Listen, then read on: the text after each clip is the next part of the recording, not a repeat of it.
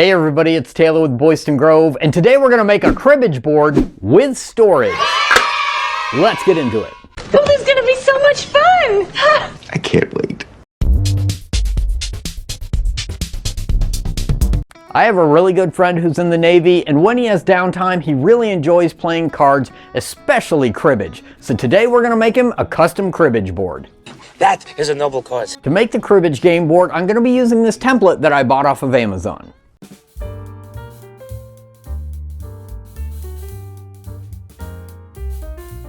For this project, I picked up a piece of 3/4 sawn ambrosia maple from my local Rockler store. Hashtag not a sponsor. Using the template as a rough guide for the size, I cut 3 pieces of the maple.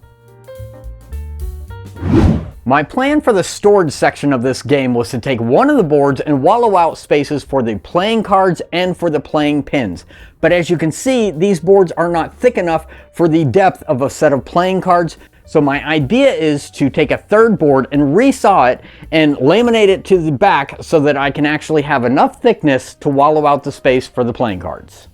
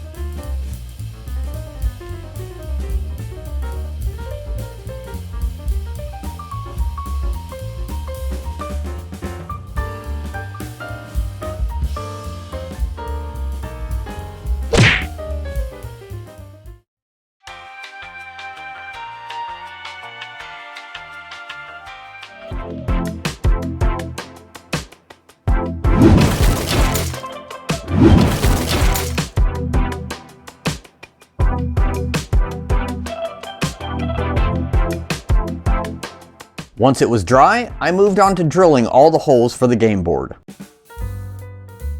Now I purchased this particular template because of its larger size and its affordability. It's a lot cheaper than a lot of the other ones. But you have to be really careful because if you don't hold your bit straight up and down, you can end up wallowing out the holes. That's one of the nice things about the Rockler templates is they actually make the holes bigger and they send you a bit, and the bit has a collar on it that actually fits in the hole to keep you from wallowing it out. The template that I have here is for a much smaller cribbage board and I really wanted the larger size, and the Rockler version is just a little bit expensive.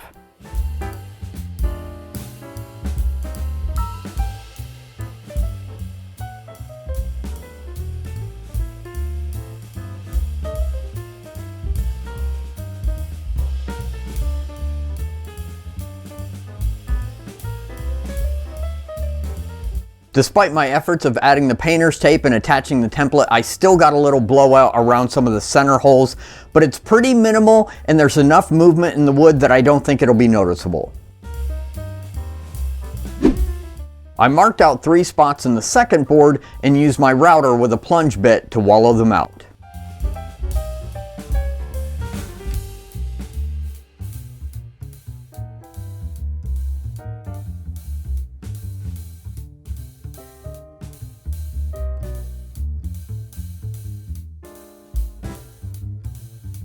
I wanted to add some personalization, so after coming up with a few designs, I used my laser engraver to add them to both pieces.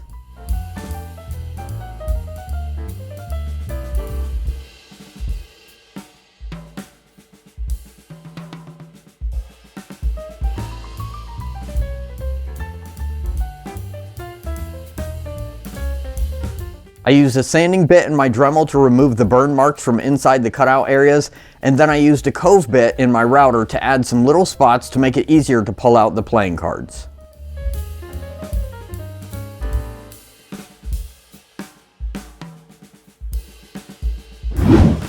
I used a really custom jig to trace round corners. Man, they make jigs for anything nowadays. I cut the corners with the jigsaw and used the bench sander to refine them.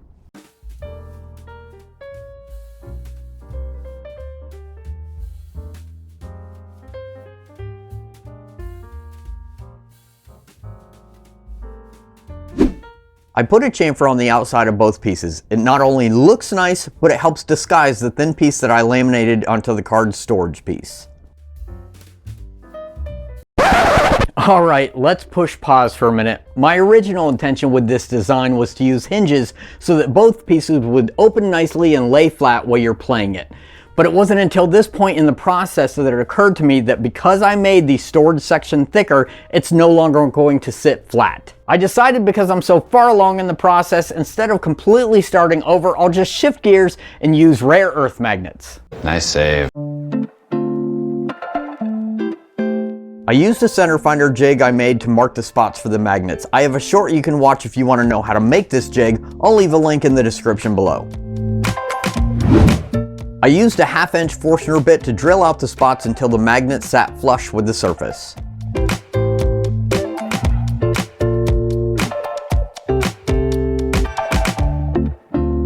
For finish, I used one of my favorites, Odie's oil, and I wanted to show you the application process, but the camera stand had other ideas.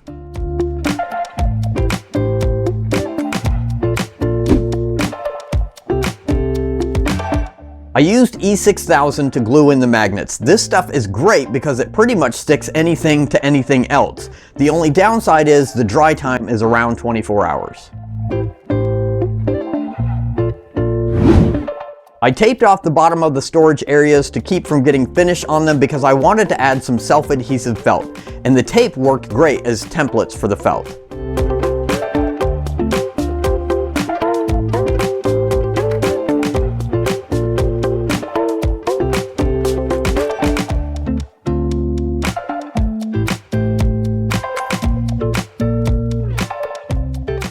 Alright, our cribbage board project is finished, and I gotta tell you, even though there were a lot of hiccups, I'm really happy with how this came out. I know I really had my heart set on hinges so this would nicely open and close like a book, but I gotta tell you what, I'm not mad at these magnets at all. They work really nice and it makes it nice and streamlined with no hinges visible. Like I said before in the video, there is some blowout around the center holes here, but you don't really notice it with all the movement of the wood. The pegs for these cribbage boards are really common. I bought mine off of Amazon. You can get them in any color and multiple types of material like wood or metal. I'll leave a link to the ones that I purchased in the description below. Now, if you have any ideas on how we can improve on this design, or maybe another unique design for cribbage boards, let me know in the comments below.